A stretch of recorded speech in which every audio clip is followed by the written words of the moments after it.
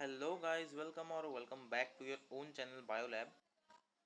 हमने कल five kingdom classification cover कर लिया था और आज हम फाइव किंगडम क्लासिफिकेशन का जो फर्स्ट किंगडम है, किंगडम मोनेरा, उसको स्टार्ट करने वाले हैं। छोटू सा टॉपिक है, जल्दी जल्दी हो जाएगा। चलिए क्लास स्टार्ट करते हैं। Now introduction to kingdom Monera. हमने जब फाइव किंगडम क्लासिफिकेशन किया था तब याद कीजिए, हमने लास्ट स्लाइड पे एक चार्ट किया था जो कि एनसीईआरटी में गिवन था। उसमें हमने देखा था कि मोनेरा इकलौता किंगडम है जिसके पास प्रोकैरियोटिक सेल होते हैं। प्रोकैरियोटिक सेल मतलब प्रिमिटिव टाइप ऑफ सेल, और वो यूनिसेलुलर होते हैं, right. Prokaryotic type of cell and unicellularity इस किंगडम का डिफाइनिंग फीचर हो जाता है।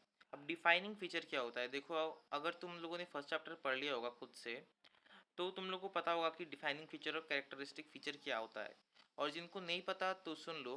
डिफाइनिंग फीचर वो चीज़ होती है जिससे हम एक ऑर्गेनिज्म को डिफाइन कर सकते हैं, और कैरेक्टरिस्टिक फीचर वो होती है जिससे मतलब जो वो ऑर्गेनिज्म शो तो करता है, पर अगर फॉर एग्जांपल देखो, जैसे ह्यूमंस है, राइट। हम लिविंग किसको कहते हैं? हम किसी चीज़ को लिविंग कब कहते हैं? हम किसी चीज़ को लिविंग तब कहते हैं जब वो सेल से बना हो, राइट, उसमें मेटाबॉलिज्म हो रहा हो, रेस्पिरेशन हो रही हो, राइट। तो ये सब उसके डिफाइनिंग फीचर्स हो गए। क्योंकि अगर किसी ऑर्गेनिज्म में इनमें से कोई भी एक चीज़ मिसिंग हो तो हम उसे लिविंग ऑर्गेनिज्म नहीं कह सकते। पर कैरेक्टरिस्टिक फीचर में देखो, लिविंग ऑर्गेनिजम्स रिप्रोड्यूस भी करते हैं, राइट। पर कुछ कुछ लिविंग ऑर्गेनिजम्स हमें ऐसे मिलते हैं जैसे म्यूल, स्टेराइल वर्कर बीज या इनफर्टाइल ह्यूमंस। वो लोग रिप्रोड्यूस नहीं कर पाते, पर वो तो लिविंग है। तो कैरेक्टरिस्टिक फीचर वो होता है जो कि एक लिविंग ऑर्गेनिज्म या बहुत सारे लिविंग ऑर्गेनिजम्स शो करते हैं, पर अगर कोई भी एक ऑर्गेनिज्म उसको शो नहीं कर पा रहा, फिर भी हम उसे लिविंग कंसिडर कर लेते हैं, राइट। तो जो प्रोकैरियोटिक टाइप ऑफ सेल और यूनिसेलुलैरिटी, राइट, और प्रिमिटिव लाइफ फॉर्म्स, ये सब मोनेरा के डिफाइनिंग फीचर्स हैं, राइट। अगर सेल यूकैरियोटिक होगा तो हम उसे मोनेरा नहीं कहेंगे, उसे प्रोटिस्टा में रख देंगे, right. Now they are mainly comprises of bacteria. Bacteria देखा है, बुक्स की बात कर रहा हूँ। बुक्स में बैक्टीरिया तो ज़रूर देखा होगा, नाम भी कई सुने होंगे तुमने, जैसे Lactobacillus acidophilus, Vibrio cholerae, right, Clostridium tetani. तो इन सब के नाम तुमने सुन रखे होंगे। ये सब बैक्टीरिया हैं और वो मोनेरा को बिलोंग करते हैं, राइट। तो ये स्ट्रक्चर देख सकते हो। इस स्ट्रक्चर में दिया है तुम्हारा जो बाहर वाला है फ्लैजेला। फ्लैजेला है जो लंबा वाला, और जो छोटे छोटे हेयर लाइक प्रोजेक्शंस है उन्हें कहते हैं सीलिया। राइट। और तुम एक चीज़ देख सकते हो कि सेल में जो डीएनए टाइप तुम्हें कुछ दिख रहा है, डीएनए या आरएनए टाइप कुछ भी दिख रहा है, वो न्यूक्लियस के अंदर नहीं है। तो नॉन न्यूक्लियर डीएनए को हम प्लाज्मिड कहते हैं, राइट। तो ये भी एक डिफाइनिंग फीचर है मोनेरा का कि उसमें नॉन न्यूक्लियर डीएनए देखने को मिलता है, राइट। चलो next, the habitats of monerans.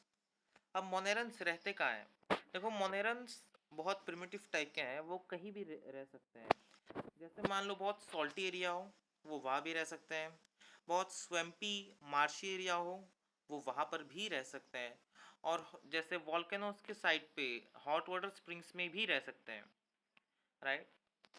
तो देखो यहाँ लिखा हुआ है, they are found inside of animals and plants as parasites. They live in hot water springs, deserts, deep ocean, snow covered islands. तो देखो, डेजर्ट्स और स्नो कवर्ड आइलैंड्स, वो दोनों कितनी डिफरेंट थिंग्स हैं, पर फिर भी वहाँ भी मोनेरा ग्रो कर जाती है।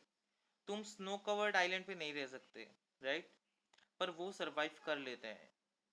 जब अर्थ फॉर्म हो रही थी तब बहुत हॉस्टाइल एनवायरनमेंट था अर्थ पे, जहाँ दूसरे कोई भी ऑर्गेनिज्म सरवाइव नहीं कर पाते, पर मोनेरा कर गए थे, राइट। तो इनके एग्जांपल्स हैं थर्मो एसिडोफाइल्स एंड मिथेनोजेंस। अब ये नाम याद हो जाएंगे तुम्हें, इन नाम से डरो मत। देखो हमने क्या किया, बैक्टीरिया को कैटेगराइज किया। देखो जैसे हम हर चीज़ को कैटेगराइज करते हैं, जैसे हमने ऑर्गेनिज्म को कैटेगराइज किया, Monera, protista, fungi, plantain, animalia, वैसे हमने बैक्टीरिया को भी कैटेगराइज किया, राइट, क्लासीफाई किया। तो देखो हमने बैक्टीरिया को कैसे क्लासीफाई किया, शेप। हमने बैक्टीरिया को चार शेप, मतलब चार शेप बैक्टीरिया के मिलते हैं, तो हमने बैक्टीरिया को चार क्लासेस में डिवाइड कर दिया। पहला, अगर वो बैक्टीरिया दिखने में स्फेरिकल होगा, बॉल जैसा होगा, तो हम उसे कहेंगे कोकस या कोकाई, राइट। जैसे निमोनिया कॉज करने वाला एक बैक्टीरिया है डिप्लोकोकस निमोनिया। तो इस नाम से देखो तुम मतलब पकड़ सकोगे, डिप्लो मतलब दो, कोकस मतलब स्फेरिकल शेप्ड, मतलब जो बैक्टीरिया है वो स्फेरिकल शेप्ड है और वो दो दो के ग्रुप में रहता है, इसलिए डिप्लोकोकस। और निमोनिया क्योंकि वो निमोनिया कॉज करता है, राइट। नाउ बेसिलस, बेसिलस हम तब कहते हैं जब एक बैक्टीरिया रॉड शेप्ड होता है, सिलिंड्रिकल होता है, तब हम उसे कहते हैं बेसिलस। जैसे फॉर एग्जांपल लैक्टोबैसिलस, जो कर्ड में प्रेजेंट होता है, जो मिल्क से कर्ड बनाता है, या लैक्टोबैसिलस एसिडिफाइलस, जो कि फीमेल रिप्रोडक्टिव ट्रैक्ट में प्रेजेंट होता है, जो कि एक एसिडिक एनवायरनमेंट क्रिएट करता है ताकि इन्फेक्शंस जल्दी ना हो सके, राइट। और तीसरा है जब वो कॉमा शेप्ड होता है, इंग्लिश का जो पंक्चुएशन मार्क है कॉमा, तो अगर उसकी तरह हुआ एक बैक्टीरिया तो हम उसे कहेंगे विब्रियम या विब्रियो, राइट। विब्रियम और विब्रियो। जैसे कोलेरा कॉज करता है विब्रियो कोलेरे, विब्रियो मतलब वो कॉमा शेप्ड है, और कोलेरे क्योंकि वो कोलेरा कॉज करता है, राइट। और अगर वो स्पाइरल शेप में हुआ, स्पाइरल शेप समझ सकते हो, जैसे क्लास 10 में फिजिक्स में क्या था ना, सोलिनॉइड, राइट। तो उस शेप को कहते हैं स्पाइरल शेप। अगर वो स्पाइरल शेप में प्रेजेंट हुआ, या फिर स्पाइरल शेप ऐसे भी समझ सकते हो कि एक रॉड को थोड़ा तोड़ मरोड़ दो तो जो शेप आएगी उसे कहेंगे स्पाइरल शेप। तो अगर एक बैक्टीरिया स्पाइरल शेप का होता है तो उसे कहेंगे स्पिरिलियम। अब इसका एग्जांपल मुझे याद नहीं आ रहा। तो ये चार बेसिक कैटेगराइजेशन हमने करी बैक्टीरिया की, ये चार बेसिक क्लासेस हैं, क्लासेस भी कह सकते हो, डिविजन्स भी कह सकते हो, जो भी तुम्हारी मर्जी हो। तो ये थी classification of bacteria on the basis of shape. अब हम देखेंगे कि उनके नेचर को लेके, उनके हैबिटेट को लेके, उनकी बॉडी ऑर्गेनाइजेशन को लेके हमने उन्हें दो टाइप में डिवाइड करा है, एक होगा आर्के बैक्टीरिया, एक होगा यू बैक्टीरिया। तो चलो देखो, categorisation of bacteria on the basis of features, उन्हें कौन से फीचर्स देखने को मिलते हैं, राइट। तो देखो पहला है आर्के बैक्टीरिया, जो कि मोस्ट प्रिमिटिव बैक्टीरिया होते हैं, मोस्ट प्रिमिटिव फॉर्म। मैंने कहा था ना जब अर्थ सिर्फ फॉर्म हो रही थी तब बहुत हॉस्टाइल एनवायरनमेंट था, और कोई कोई जगह बहुत ज़्यादा गर्म थी, मैक्सिमम जगह तो बहुत ज़्यादा गर्म थी, कुछ कुछ जगह बहुत ठंडी थी, राइट। तो और जो बाद में जब लाइफ जनरेट होनी स्टार्ट हो गई, तब कुछ जगह में मतलब वो गर्मी ज़्यादा थी, कुछ जगह पर ठंडी ज़्यादा थी, और ऑलमोस्ट पूरा का पूरा अर्थ पानी से कवर्ड था, और वो ओशन वाटर था, सॉल्टी वाटर था। तो इन हर कंडीशंस में एक तरह के बैक्टीरिया सरवाइव कर जाते थे, एक तरह के बैक्टीरिया पनपते थे जिन्हें हम कहते हैं आर्के बैक्टीरिया, मतलब जो सबसे पुराने बैक्टीरिया हैं, राइट। और दूसरा यू बैक्टीरिया जो कि ट्रू बैक्टीरिया, कह सकते हो कि आर्के बैक्टीरिया से थोड़े डेवलप्ड हैं, राइट। उन्हें हम कहते हैं ट्रू बैक्टीरिया। वो उतने हॉस्टाइल कंडीशंस में तो सरवाइव नहीं कर सकते, राइट, जितने आर्के बैक्टीरिया कर सकते हैं, पर फिर भी वो कुछ कुछ हॉस्टाइल कंडीशंस में सरवाइव कर जाते हैं, हम देखेंगे। नाउ देखो archaebacteria, right, they are most primitive forms of bacteria. They live in most of the harsh environmental conditions like halophiles. अब देखो हेलोफाइल जो है, मैंने हेलोफाइल्स, थर्मोएसिडोफाइल्स, मिथानोजेंस, मैंने ये सब हाईलाइट कर रखे हैं अलग अलग कलर से। मैंने ये सब सुंदर दिखने के लिए नहीं किए, मैंने ये सब किया ताकि तुम लोग इंपॉर्टेंट पॉइंट्स नोट डाउन करते जाओ। तो देखो, जो हेलोफाइल्स है ये एक तरह के आर्के बैक्टीरिया है जो कि मरीन एनवायरनमेंट रहना पसंद करते हैं जनरली। तो देखो, halophiles live in extremely marine environments, extremely marine environments जो बहुत खारे पानी में रहते हैं, मतलब जिसमें सॉल्ट कंटेंट बहुत ज़्यादा होता है, आयरन कंटेंट बहुत ज़्यादा होता है। एंड नेक्स्ट थर्मो एसिडोफाइल्स, तो देखो नाम से ही पकड़ लो ना, थर्मो, थर्मो मतलब हीट, मतलब उन्हें हीट पसंद होगी, राइट। तो thermo acidophiles in hot water springs and near volcanoes. जैसे ये देख सकते हो तुम, ये देखो अपने एक बैक्टीरिया भैया, बड़े स्वैग से नारियल पानी पीते हुए, राइट। तो इसमें देख सकते हो पूरे गॉगल्स वॉगल्स लगा के आराम से बैठे हैं, पर तुम्हें लग रहा होगा कि ये बहुत अच्छी प्लेस है, राइट। पर ये अच्छी प्लेस कतई नहीं है, ये उसके लिए सर्वाइवेबल है। आर्के बैक्टीरिया वहां पर सर्वाइव कर जाएगा, पर तुम वहां सर्वाइव नहीं कर पाओगे। ये जैसे नारियल पानी पी रहा है ना, अगर तुम वहां जाओगे तो तुम पानी पानी हो जाओगे, राइट। तो halophiles live in extremely marine environments, thermoacidophiles in hot water springs and near volcanoes, and methanogens. अब देखो इसमें से तुम पकड़ सकते हो मीथेन, ये देखो मिथेनोजन से तुम मीथेन वर्ड पकड़ सकते हो। मीथेन जानते हो ना, CH4। तो देखो ये रहते हैं मार्शी एरियाज में या स्वैम्पी एरियाज में। मार्शी या स्वैम्पी एरियाज मतलब दलदली इलाका, राइट। वो वहाँ ज़्यादा रहना पसंद करते हैं, या बहुत जहाँ बहुत ज़्यादा मॉइस्चर होता है ना, बहुत ज़्यादा मॉइस्चर होता है वहाँ पर रहते हैं।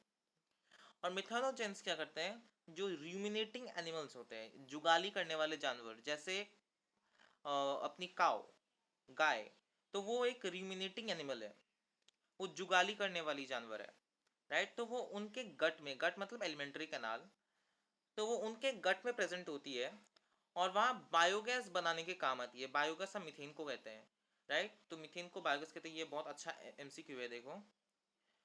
Biogas also called as methane, ये बहुत ज़्यादा इंपॉर्टेंट है, इससे MCQ भी फॉर्म हो जाते हैं स्कूल के क्वेश्चन पे, not in NEET, but school के क्वेश्चंस तो फॉर्म हो ही जाते हैं।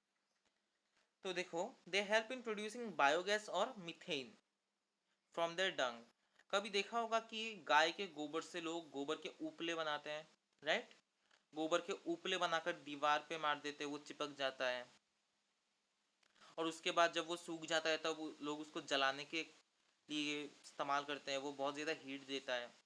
तो काऊ डंग की उसकी कैलोरीफिक वैल्यू भी बहुत ज़्यादा होती है, क्योंकि उसमें मीथेन होता है जो कि बर्न होता है, और उस मीथेन या बायोगैस को मतलब सिंथेसाइज करने में हेल्प करता है अपना मिथानोजन। इतनी सी बात क्लियर है। देखो अगर इतनी सी बात क्लियर होगी तो मैं आगे बढ़ूँ। फिर से एक बार मन ही मन सोच लो कि मैंने अब तक क्या क्या बोला। Archaebacteria most primitive forms, halophiles extremely marine environments, thermoacidophiles में हमने थर्मो से याद रखा था, थर्मो यानी हीट, मतलब उनको हीट पसंद है। Thermoacidophiles live in hot water springs and near volcanoes. Methanogen से हमने याद रखा था मीथेन, वो जुगाली करने वाले या रूमिनेटिंग एनिमल्स के एलिमेंट्री कैनाल में प्रेजेंट होती है, जो कि उनके डंग में से मीथेन गैस प्रोडक्शन में काम आती है। और उसके अलावा मिथेनोजेंस कहाँ रहते हैं, मार्शी एरियाज या स्वैम्पी एरियाज में। इतनी सी बात क्लियर हो गई। तो चलो आगे बढ़े। नाउ यू बैक्टीरिया, यू जहाँ पे भी मिल जाए तुम्हें बायोलॉजी में, यू का मतलब हमेशा होता है ट्रू। जैसे देखोगे तुम एनिमल किंगडम करोगे तब एसिलोमेट, स्यूडोसिलोमेट और यूसिलोमेट। तो देखो ए जहाँ पे मिल जाए तो ए से समझ लो तुम्हारा एब्सेंट या एब्सेंस, राइट। ए मतलब एब्सेंट, और जो तुम्हारा जब यहाँ सूडो मिल जाए ना, PSEUDO सूडो, जैसे सूडोपोडिया होता है अमीबा में, पोडिया का मतलब होता है लेग्स, सूडोपोडिया यानी फॉल्स लेग्स। सेम तुम्हें प्लेनेरिया में मिलेगा, सॉरी प्लेनेरिया नहीं, तुम्हें मिलेगा रुक जाओ याद कर लो थोड़ा। अच्छा चलो अभी तो याद नहीं आ रहा तुम्हें। हाँ, एशकलमिंथिस में, एशकलमिंथिस में तुम्हें स्यूडोसिलोम मिलेगा, राइट। तो मिलेगा सूडोसिलोम।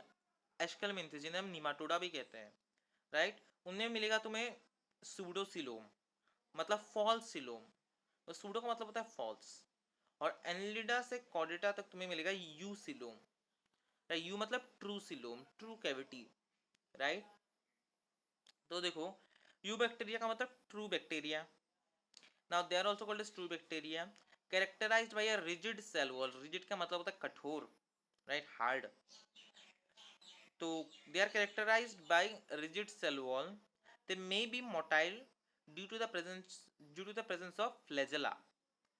तो फ्लैजेला हमने देखा था कि एक लॉन्ग प्रोटोप्लाज्मिक एक्सटेंशन होती है, और जो छोटे छोटे हेयर लाइक न्यूमरस थाउजेंड्स इन नंबर्स जो छोटे छोटे प्रोजेक्शंस होते हैं साइटोप्लाज्म के, उन्हें हम कहते हैं सीलिया।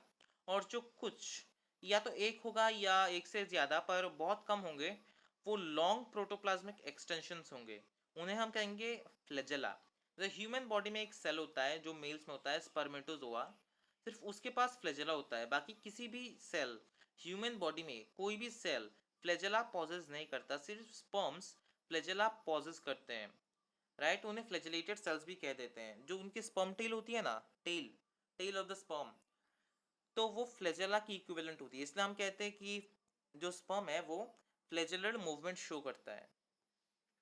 अब तुम मुझे बता सकते हो कि सीलियरी मूवमेंट कहाँ पे होती है, सीलिया से कहाँ कहाँ, मतलब किस किस जगह पे सीलिया का हेल्प लिया जाता है मूवमेंट के लिए हमारी बॉडी के अंदर। तो देखो, अगर तुम लोग ने अब तक वीडियो पॉज करके सोच लिया होगा, तो देखो, सीलिया हमारी जो ट्रेकिया है ना उसमें भी प्रेजेंट होती है। फीमेल्स के ओविडक्ट, जिसको हम फेलोपियन ट्यूब भी कहते हैं, उसका एक और नाम है पर अभी तुम्हें नहीं बताऊंगा, जब 12th में जाओगे तब पढ़ोगे।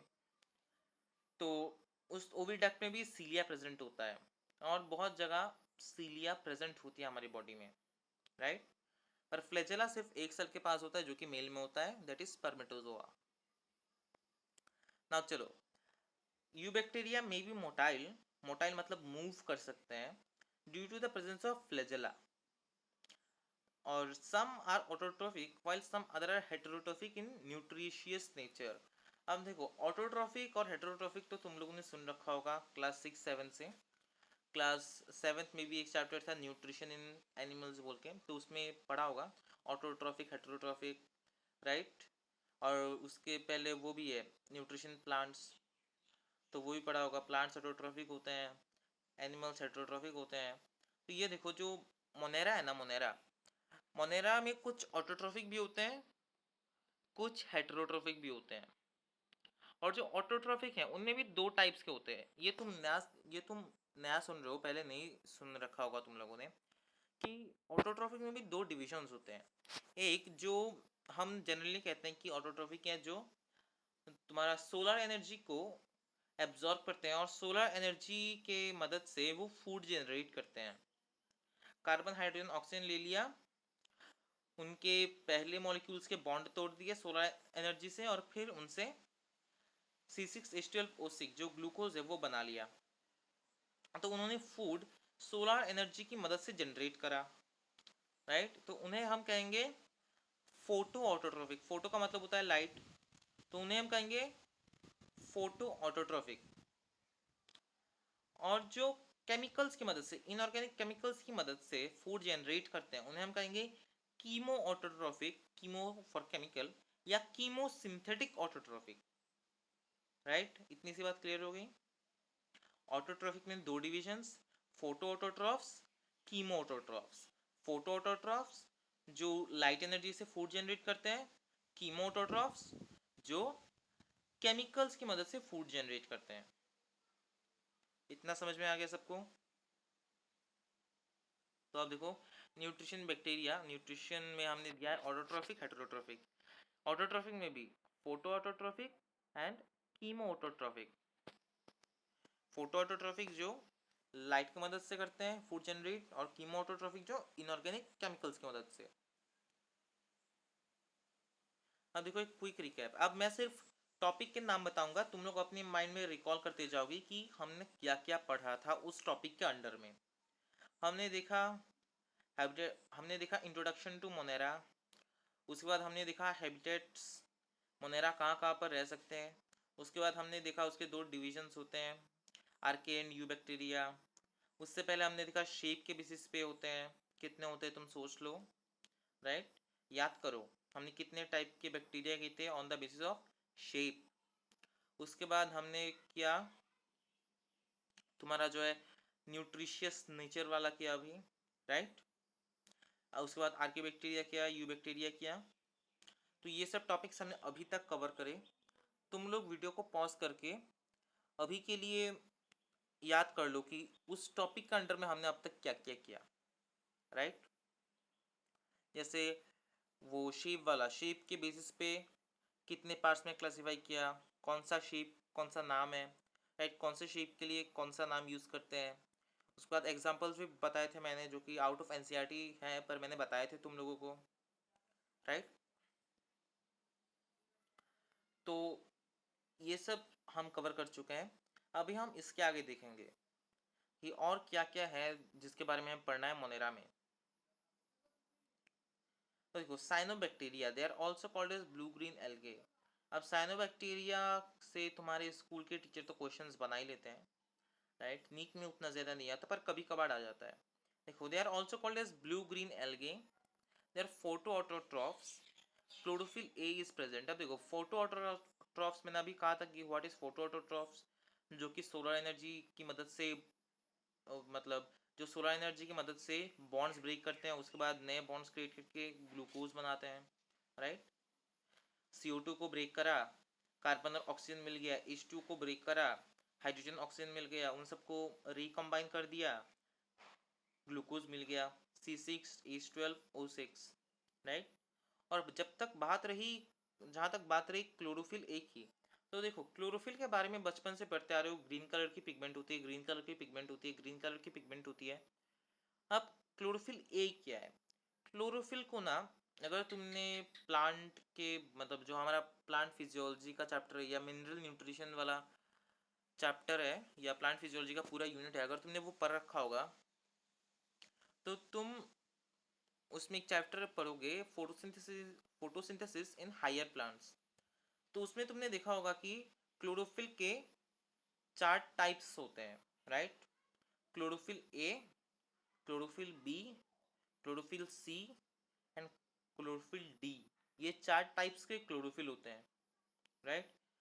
तो इन 4 तरह के क्लोरोफिल्स में से जो ब्लू ग्रीन एल्गी या साइनोबैक्टीरिया के पास होता है वो है क्लोरोफिल ए, राइट। और they are unicellular because they are monerans. तो यूनिसेलुलरिटी तो इनकी मतलब इनमें होगी, वो उनका डिफाइनिंग फीचर है, राइट। दे आर कॉलोनियल और फिलामेंटस।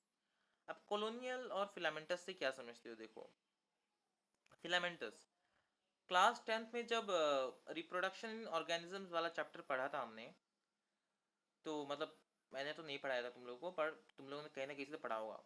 तो देखो, जब हमने वहाँ चैप्टर देखा था तो हमने देखा था कि स्पाइरोगाइरा एक एल्गे होती है जो कि फ्रेगमेंटेशन करती है, राइट। तो स्पाइरोगाइरा का जो स्ट्रक्चर था ना लंबा सा, उसमें बहुत सारे सेल्स होते हैं, तो वो जो लंबा सा स्ट्रक्चर होता है उसे कहते हैं फिलामेंट। और कॉलोनी वो होती है जैसे मतलब बहुत सारे सेल्स एक जगह के इकट्ठे हो गए पर वो एक दूसरे से जुड़े नहीं होते, उनके आसपास एक प्रोटेक्टिव कवरिंग होती है। जैसे सोसाइटी होती है ना, जैसे अ, कोई भी सोसाइटी ले लो, जैसे for example Gokul Dham society, right. TMK उसे देखते होंगे तुम लोग, कुछ बच्चे देखते होंगे, मुझे भी बहुत अच्छा लगता है। तो गोकुल धाम सोसाइटी देखिए, उसके आसपास कैसे एक बाउंड्री लाइक होती है, राइट, एक गेट होता है। वैसे ही एक कॉलोनी हम तब कहेंगे जब बहुत सारे सेल्स एक साथ आएंगे और उसके सामने उसके आसपास एक कवरिंग होगी जो कि सबको प्रोटेक्ट कर रही होगी, राइट। तो वो यूनिसेलुलर होते हैं, कॉलोनियल होते हैं या फिलामेंटस होती है, या तो कॉलोनियल या तो फिलामेंटस, राइट। देखो यहाँ भी तुम लोग देख सकते हो, ये जो है ये फिलामेंटस स्ट्रक्चर है, लाइक ये फिलामेंटस स्ट्रक्चर है। It is not a colonial structure, it is a filamentous structure. देखो, एक लंबी सी थ्रेड लाइक स्ट्रक्चर है ना, उसको हम फिलामेंट कहते हैं। Now colonies are generally covered by a gelatinous sheet. मैंने अभी कहा था ना कि एक प्रोटेक्टिव कवरिंग होती है, एक गेट होता है, साइड में वॉल्स होती है, जैसे तुम्हारे स्कूल के सामने भी होंगी, राइट। तुम्हारा स्कूल है तो स्कूल के चारों तरफ वॉल नहीं होती, राइट। तो स्कूल के चारों तरफ जो वॉल होती है, वैसे ही कॉलोनी जो होती है ना, उसके आसपास एक प्रोटेक्टिव कवरिंग होती है जिसको हम कहते हैं gelatinous sheath. Now they form blooms in polluted water bodies. They may be fresh water और मरीन। फ्रेश वाटर का मतलब होता है जो नदियों का पानी है या अपने तालाब का पानी, उसे हम कह देंगे फ्रेश वाटर। और जो टेरेस्ट्रियल, टेरेस्ट्रियल का मतलब तो समझ ही रहे हो, जो धरती पे रहते हैं। और मरीन हम उन्हें कह देंगे जो कि खारे पानी में रहते हैं, समुद्री पानी में रहते हैं, राइट। उसे हम कहेंगे मरीन। मरीन एनवायरनमेंट का सिंपल मतलब होता है समुद्री पानी या खारा पानी। और फ्रेश वाटर का मतलब जो नदियों का पानी है या तालाब का पानी है, राइट। अब मैं एक चीज़ बताना चाहूँगा तुम लोगों को, जो कि तुम लोग को पढ़ लेना चाहिए शायद, मुझे ऐसा लगता है कि जो फ्रेश वाटर है ना, देखो मैं एफ डब्ल्यू से डोनेट कर रहा हूँ, सॉरी डोनेट नहीं, डिनोट कर रहा हूँ। एफ डब्ल्यू से डिनोट कर रहा हूँ फ्रेश वाटर। अब उसमें भी दो टाइप के होते हैं, एक होता है रनिंग वाटर, एक होता है क्या, रनिंग वाटर। एक होता है रनिंग वाटर और एक होता है अपना, चलो कलर चेंज करते हैं, एक होता है स्टैग्नेंट। देखो स्पेलिंग रॉन्ग हो सकती है मेरी। एक होती है स्टैग्नेंट वाटर, राइट। तो रनिंग वाटर कौन सा होता है? रनिंग वाटर वो होता है जो कि अपना, जैसे नदियों में होता है, वो कंटिन्यूसली फ्लो होता रहता है, वो किसी जगह पे रुकता नहीं, राइट। तो हम उसे कहते हैं रनिंग वाटर। और दूसरा होता है स्टेगनेंट वाटर। स्टेगनेंट वाटर मतलब स्थिर जो होता है, स्थिर।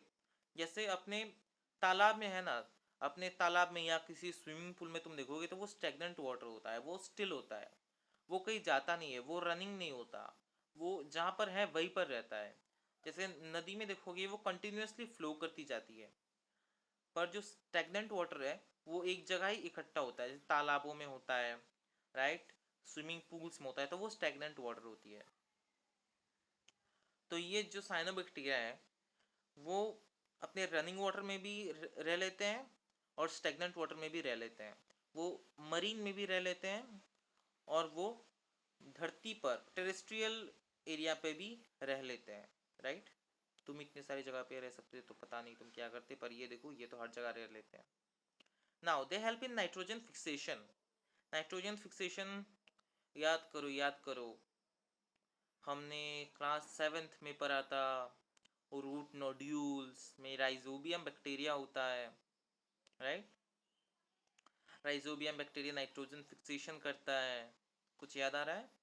रूट नोड्यूल्स, हाँ, कुछ गोल गोल से स्ट्रक्चर्स होते हैं रूट में, उन्हें रूट नोड्यूल्स कहते हैं, उनमें नाइट्रोजन फिक्सेशन होती है, राइट। अगर याद कर सको तो कर लेना।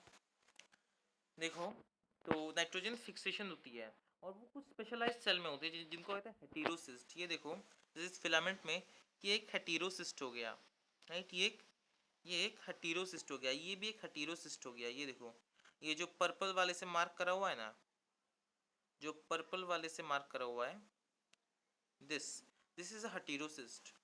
तो उन जगहों पे नाइट्रोजन फिक्सेशन होता है। अब इसके एग्जांपल्स हैं नोस्टॉक, एनाबिना। एनाबिना नाम सुना होगा, नोस्टॉक पहली बार सुन रहे हो, राइट। चलो आगे बढ़ते हैं। Now it is a cross section of heterocyst. मैं पहले ही बता दूँ, इसको देख के तुम लोग बिल्कुल डर मत जाना, मैं ना ही इसको एक्सप्लेन करने वाला हूँ, क्योंकि ये मैंने उन लोगों के लिए दे रखा है जिनको एक्स्ट्रा पढ़ना अच्छा लगता है। पर जिन लोगों को एक्स्ट्रा पढ़ना, ज़्यादा एक्स्ट्रा पढ़ना अच्छा नहीं लगता, देखो थोड़ी बहुत चीज़ें एक्स्ट्रा पढ़नी पड़ती हैं, पर जिनको ज़्यादा एक्स्ट्रा पढ़ना अच्छा नहीं लगता, तो ये उन लोगों के लिए बिल्कुल नहीं है। और वैसे भी इससे नीट में कोई सवाल नहीं आने वाला, डैम श्योर, राइट। देखो इसमें तुम्हें गेलेटिनियस शीट के बारे में तो मैंने बता ही दिया। अब उसमें नहीं आएगा, ये प्रोटीन ग्रेन्यूल नहीं आएगा, फाइकोबिलोसोम्स जो है वो भी नहीं आएंगे, फाइकोबिलोसोम्स ये बिल्कुल नहीं आएंगे, राइट। ये सब मैंने उन लोगों के लिए डाला हुआ है जिन लोगों को ज़्यादा एक्स्ट्रा पढ़ना अच्छा लगता है। अब देखो कीमोऑटोट्रॉफ्स, फोटोऑटोट्रॉफ्स के बारे में तो हमें पता चल गया है कि फोटोऑटोट्रॉफ्स हम बचपन से पढ़ते आ रहे हैं। अब कीमोऑटोट्रॉफी क्या होता है? देखो वो क्या करते हैं, इनऑर्गेनिक सब्सटेंसेस को ऑक्सीडाइज कर देते हैं, राइट। केमिस्ट्री में याद करो, addition of oxygen, removal of hydrogen, या lose of electrons, right. Actually addition of oxygen नहीं, वो होता है addition of comparatively electronegative element. अगर तुम ऑक्सीजन को फ्लोरीन के साथ ऐड करोगे ना, देखो मैं बता देता हूँ, वैसे बायोलॉजी में तो ये सब नहीं पढ़ाना चाहिए, और फिर भी पढ़ा देता हूँ चलो। अगर तुम फ्लोरीन के साथ ऑक्सीजन ऐड करोगे, राइट, अगर मुझे इसका फॉर्मूला तो बिल्कुल याद नहीं, नहीं नहीं नहीं शायद याद है, चलो, या ये तो या तो F2O बनाएगा, या वो F2O2 बनाएगा, depending on the situation, right. F2O बनाएगा या F2O2 बनाएगा। तो देखो फ्लोरीन में तुम ऑक्सीजन ऐड कर रहे हो, राइट, तो फ्लोरीन तो ऑक्सीडाइज होना चाहिए ना, पर ऐसा नहीं होता। फ्लोरीन क्या होता है, तुम्हारा फ्लोरीन रिड्यूस होता है, क्योंकि फ्लोरीन ऑक्सीजन से ज़्यादा इलेक्ट्रोनेगेटिव है, इसमें इलेक्ट्रोनेगेटिविटी ज़्यादा होती है, ये इसका इलेक्ट्रॉन गेन करता है ना कि लूज, राइट। अच्छा चलो, कुछ ज़्यादा ही केमिस्ट्री पढ़ा दी मैंने, राइट। तो देखो कीमोटोट्रॉफिक बैक्टीरिया क्या होता है, वो ऑक्सीडाइज कर देते हैं इनऑर्गेनिक सब्सटेंसेस को, और जब वो रिएक्ट, देखो कोई भी केमिकल रिएक्शन होगी, अगर वो एक्सोथर्मिक हुई तो उसमें से हीट एनर्जी लिबरेट होएगी, राइट।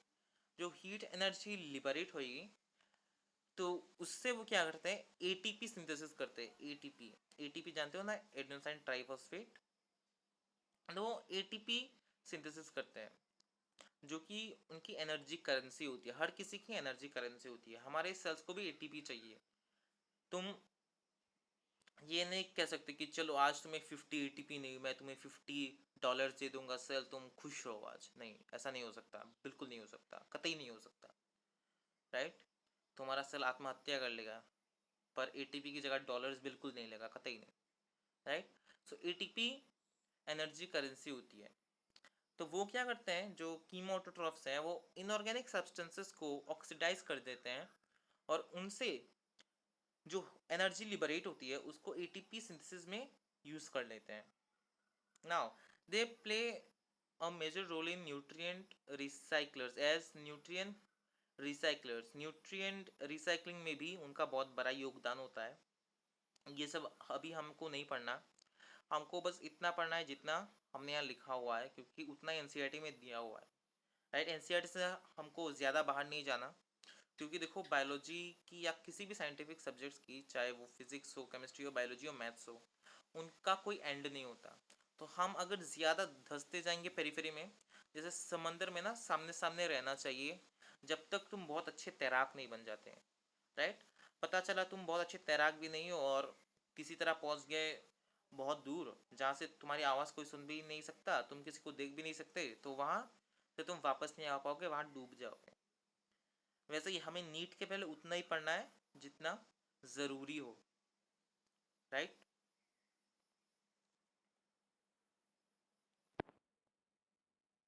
अब देखो हेटेरोट्रोफिक बैक्टीरिया, हेटेरोट्रोफिक बैक्टीरिया तो जानते हो वो हम पर अटैक ही करेंगे, उससे ज़्यादा उनको आता भी क्या है।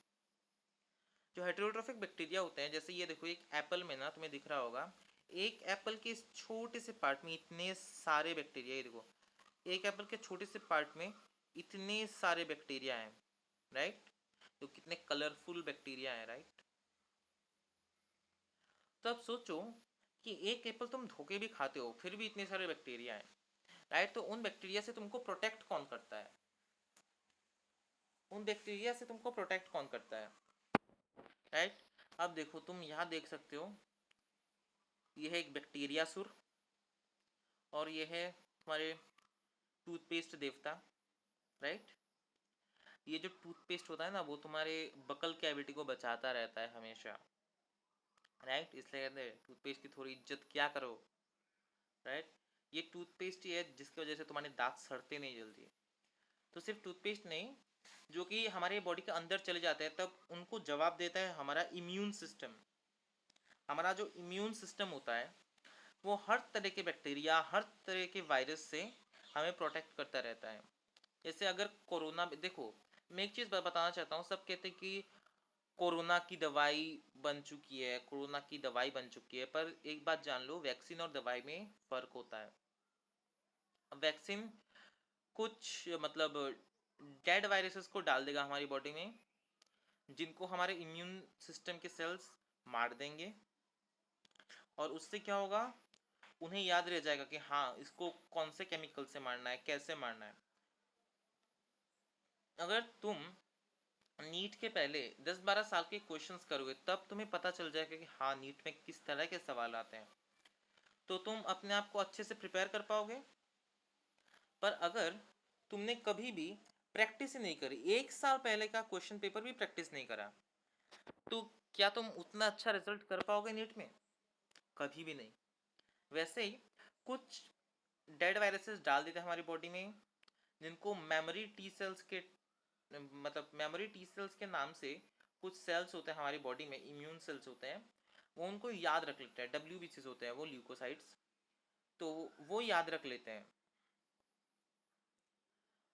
तो जनरली क्या होता है, जो एंटीबॉडीज तब हमारी बॉडी में बनती है, हमारे बॉडी के अंदर ही एंटीबॉडीज फॉर्म होती हैं उस पर्टिकुलर वायरस या बैक्टीरिया या प्रोटोजोआ के अगेंस्ट, राइट। सेमली, देखो सॉरी, सेमली एक वर्ड नहीं होता, बाई चांसली बोल दिया। देखो वैसे ही जो होता है, बाई द सेम वे, किसी भी वायरस की दवाई नहीं होती। जो हमें सर्दी जुकाम होता है ना, हम सोचते हैं कि हाँ हमने सर्दी जुकाम की दवाई ले ली है, तो देखो सर्दी जुकाम की भी दवाई नहीं होती, तुम रेस्ट करोगे अपने आप ठीक हो जाएगा। क्योंकि वो राइनो वायरस नाम का एक वायरस करता है, अगर तुम खुद की बॉडी की थोड़ी देखभाल कर रहे हो तो वो अपने आप ठीक हो जाएगा। जो डॉक्टर जो दवाई देता है ना, वो तुम्हें एंटीबायोटिक देता है। एंटीबायोटिक किसके लिए? क्योंकि तुम्हारी बॉडी एक वायरस से फाइट कर रही है। अब अगर इस बीच में कोई बैक्टीरिया या किसी दूसरे माइक्रोब ने तुम्हारी बॉडी पर हमला कर दिया, तो तुम्हारे इम्यून सिस्टम को तो प्रिपेयर रहना चाहिए ना उनके लिए भी।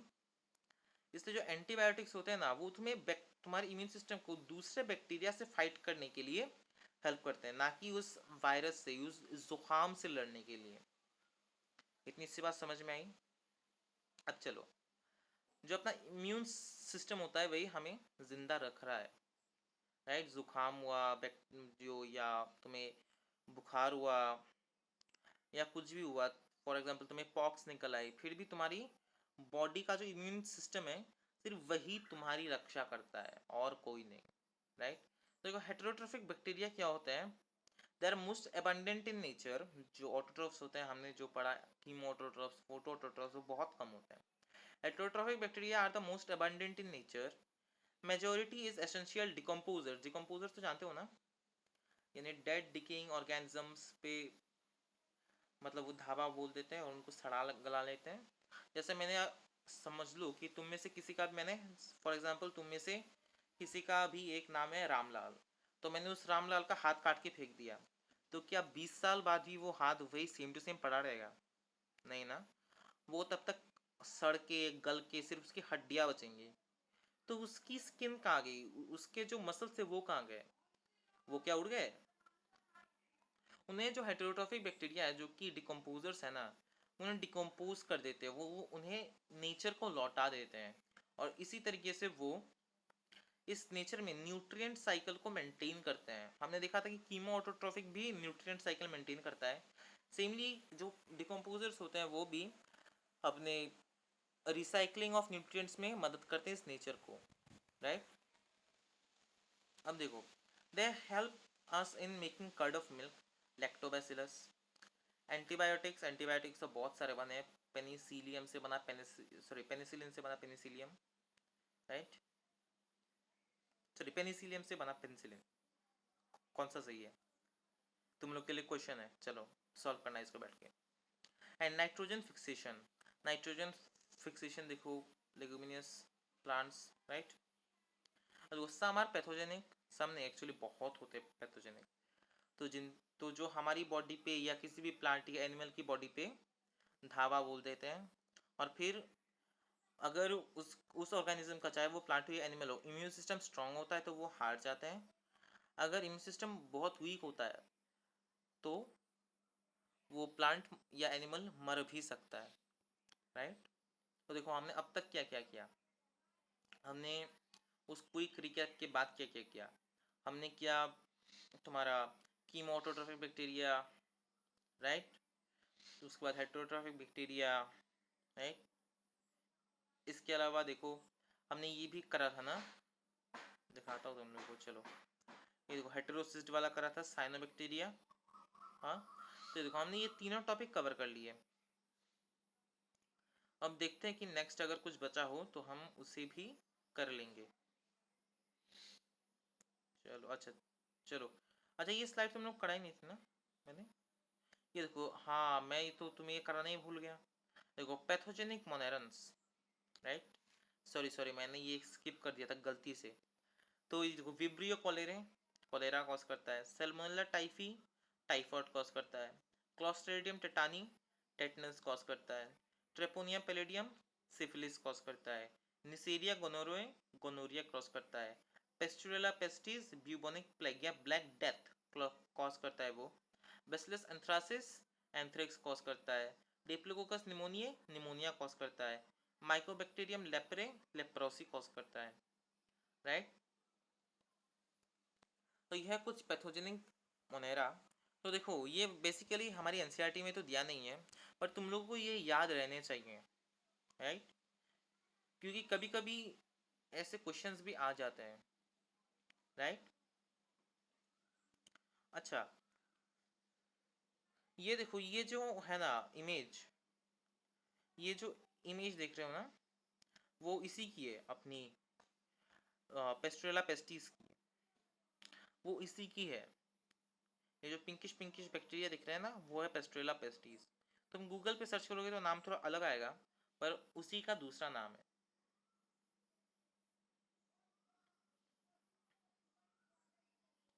अब देखो हमने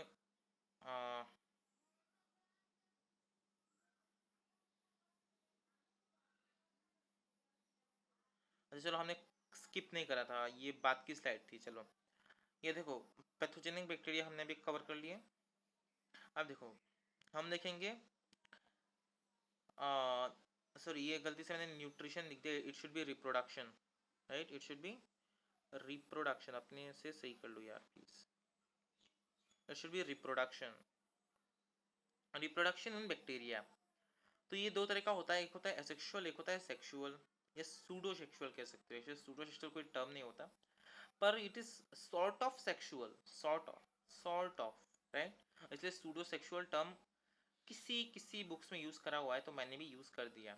हाँ, ऐसे दो जो एसेक्सुअल है उसमें तुम्हें मिलेगा फिजन, बाइनरी फिजन या मल्टीपल फिजन, और स्पोर फॉर्मेशन। स्पोर फॉर्मेशन या और फिजन तो तुमने क्लास 10 में कर रखा होगा, राइट। एसेक्सुअल में जो रिप्रोडक्शन इन ऑर्गेनिजम्स वाला चैप्टर था, फर्स्ट पार्ट ही था एसेक्सुअल रिप्रोडक्शन, तो उसमें तुम लोगों ने किया होगा बाइनरी फिजन। एमीबा में होता है जब एक सेल डिवाइड करके दो सेल बनाता है, उसे कहते हैं बाइनरी फिजन। और जब एक सेल, जैसे प्लाज्मोडियम विवैक्स जो मलेरिया कॉज करता है, उसमें एक सेल डिवाइड करके बहुत सारे सेल्स बनाते हैं, उसे कहते हैं मल्टीपल फिजन। और स्पोर फॉर्मेशन भी क्या होगा, राइजोपस में क्या होगा, राइट, स्पोर्स फॉर्म होते हैं, उन्हें रिलीज कर दिया जाता है, स्पोरेंजियम बर्स्ट हो जाता है तो वो रिलीज होते हैं। उसके बाद वो स्पोर्स एक कवरिंग के अंदर, देखो ये स्पोर हो गया, राइट, चलो ये स्पोर हो गया अपना, इस स्पोर के बाहर एक कवरिंग होती है जिसको कहते हैं सिस्ट, इसे किसे कहते हैं सिस्ट, CYST, सिस्ट। तो ये सिस्ट जो होता है वो उन्हें कवर कर रखता है, वो उसे कवर करता है, प्रोटेक्ट करता है। इसीलिए जो टेटनस का बैक्टीरिया है, क्लोस्ट्रिडियम टेटानी, वो हजारों साल तक जिंदा रह जाता है, क्यों, सिस्ट के लिए, राइट। और जब उसे एक प्रॉपर कंडीशन मिल जाती है उस स्पोर को, तब वो सिस्ट ब्लास्ट हो जाता है और वो स्पोर एक मतलब इंडिपेंडेंटली ग्रो कर जाता है। अब माइकोप्लाज्मा, ये देखो ये बहुत इंपॉर्टेंट है। Mycoplasma, it is the smallest bacterium, smallest living organism known to mankind. ये सबसे छोटा होता है, राइट। वो ये पर याद रखना, ये वायरस से छोटा नहीं होता, देखो यहाँ लिखा हुआ है स्मॉलेस्ट लिविंग ऑर्गेनिज्म, और वायरस लिविंग नहीं होते, they are the connecting link between living and non living, right. So mycoplasma is the smallest living organism. They have no cell wall, they don't need oxygen for survival, वो anaerobically respire कर सकते हैं. Many are pathogenic in plants and animals, right? अब ये structure देख लो तुम लोग. अच्छा ये देखो, ये जो स्ट्रक्चर है अपना, इसमें लाइपोप्रोटीन मेम्ब्रेन है. अब बोलोगे लाइपोप्रोटीन क्या होता है? लाइपोप्रोटीन कुछ नहीं होता, लिपिड और प्रोटीन कंबाइन करके जो शीट बनाते हैं उसे कहते हैं लाइपोप्रोटीन. अब लिपिड क्या है? प्रोटीन, जैसे प्रोटीन तो सुना होगा, लिपिड क्या है? अब जब बायोमोलिक्यूल्स वाला चैप्टर कर रहे होंगे ना अपन, तब वो कर लेंगे, राइट? पढ़ोगे बायो माइक्रोमोलिक्यूल्स, बायो मैक्रोमोलिक्यूल्स, उसमें lipids are not strictly bio macromolecules. अच्छा चलो, ये सब अभी नहीं बोलता हूँ, तुम लोग घबरा जाओगे, पर ट्रस्ट में जब बायोमोलिक्यूल्स करोगे तब ये सब बहुत ईजी लगेगा तुम लोगों को, राइट? उसमें देखो डीएनए है, सोल्यूबल आरएनए है. अब ये एक बात जान लो, अगर डीएनए और आरएनए में, राइट, डीएनए और आरएनए में डीएनए प्रेजेंट होता है और आरएनए प्रेजेंट नहीं होता, तब डीएनए जेनेटिक इंफॉर्मेशन होगी. अगर दोनों प्रेजेंट होते हैं तब भी डीएनए होगी, मतलब डीएनए ही. जैसे हमारी बॉडी में डीएनए भी है, आरएनए भी है, राइट? आप बोलोगे कैसा, हमारी बॉडी में तो सिर्फ डीएनए? नहीं.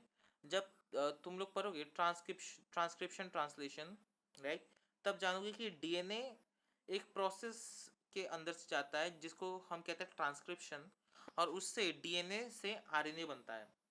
तो जब डीएनए और आरएनए दोनों हमारी बॉडी में होता है ना, हम डीएनए को ही जेनेटिक मटेरियल मानते हैं, राइट? और जब डीएनए नहीं होता, सिर्फ आरएनए होता है, तब आरएनए जेनेटिक मटेरियल होता है. इतनी सी बात क्लियर होगी, राइट? यानी आरएनए रिसेसिव वाला न्यूक्लियोटाइड से बना है, मतलब नॉट न्यूक्लियोटाइड, वो रिसेसिव वाला न्यूक्लिक एसिड है, और डीएनए डोमिनेंट वाला, राइट? इससे भी तुम याद रख सकते हो, डीएनए में डी आता है इसलिए डोमिनेंट, आरएनए में आर आता है इसलिए रिसेसिव, राइट? अब देखो, they don't need O2, many are pathogenic in plants and animals. इतनी सी बात क्लियर हो, राइट? अब देखो, आज की क्लास में थोड़ी बहुत गलतियां हुई हमसे, कि हमने सोचा था कि हमने कुछ स्लाइड स्किप कर लिए, पर ऐसा नहीं हुआ. वो बहुत अच्छी बात है कि स्किप नहीं हुआ हमसे, पर फिर भी हमने कवर अप कर लिया था पूरा. और आज की क्लास में गलतियाँ कहाँ हुई कि आज मतलब कल भी और आज भी हम थोड़ा नर्वस थे. तो हम कोशिश करेंगे कि अगली बार से थोड़ा बेटर परफॉर्म कर पाए.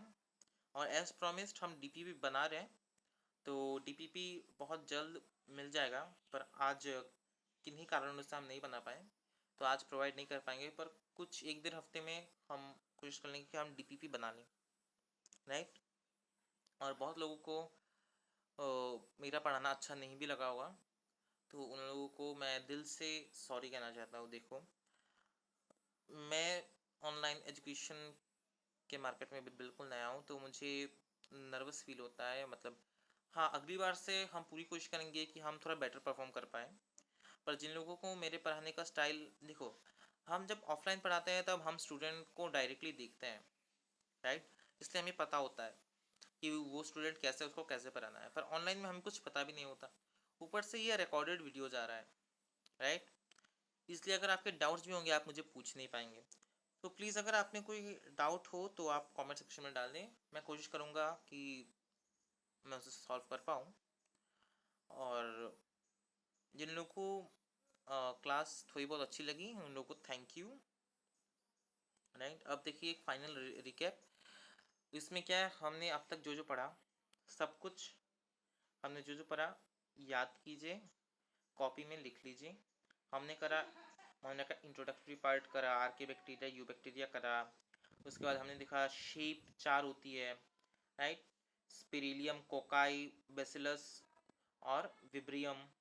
उसके बाद हमने देखा कीमोटोट्रॉफ्स और फोटोटोट्रॉफ्स. उसके बाद हमने देखा साइनोबैक्टीरिया. उसके बाद हमने देखा कि हेटेरोसिस्ट में नाइट्रोजन फिक्सेशन होता है, एनाबिना एंड नॉस्टॉक. उसके बाद हमने देखा कि अपना जो वो है, हेटेरोसिस्ट का क्रॉस सेक्शन दिखाया था, पर वो इतना ज़्यादा ज़रूरी नहीं था. उसके बाद हमने जो जो कवर करा वो सब आप लोग प्लीज़ एक बार फिर से देख लीजिए, राइट। और जो चीज़ आप पढ़ते हैं ना, आप कोशिश कीजिए कि वो 24 आवर्स आप उसको रिवाइज कर पाए, क्योंकि जो चीज़ आप पढ़ते हैं और विदिन 24 आवर्स उसको रिवाइज करते हैं तो वो चीज़ आपको ज़्यादा देर याद रहती है। और ऐसा बिल्कुल भी मत कीजिए कि आप सिर्फ सुने जा रहे हैं, अगर आप सुन रहे हैं तो उसके साथ साथ लिखते भी जाइए, क्योंकि लिखी हुई चीज़ ज़्यादा याद रहती है, राइट। और मैं कुछ फ़नी इमेजेस डालने की कोशिश करता हूँ इसलिए क्योंकि विजुअल मेमोरी हमारी मतलब हमें ज़्यादा देर तक याद रहती है। जो चीज़ हम एक इमेजिनेशन करके देखते हैं ना, या हम किसी इमेज के थ्रू, किसी डायग्राम के थ्रू देखते हैं तो हमें वो ज़्यादा देर याद रहती है, राइट। वरना अगर हम पॉइंट्स याद करते रहेंगे तो हमें बहुत ज़्यादा याद नहीं होंगे, राइट। तो कोशिश कीजिए कि आप साथ साथ एनसीईआरटी भी पढ़ते जाएं। और जो लोग कहते हैं कि नीट के लिए बहुत ज़्यादा बुक्स पढ़नी है, तो बिल्कुल नहीं, आप सिर्फ एनसीईआरटी फॉलो करेंगे तो भी हो जाएगा, राइट। सो इसी के साथ आज की क्लास यही पे ख़त्म होती है। पूरा लेक्चर अटेंड करने के लिए thank you, thank you, thank you, thank you very very much.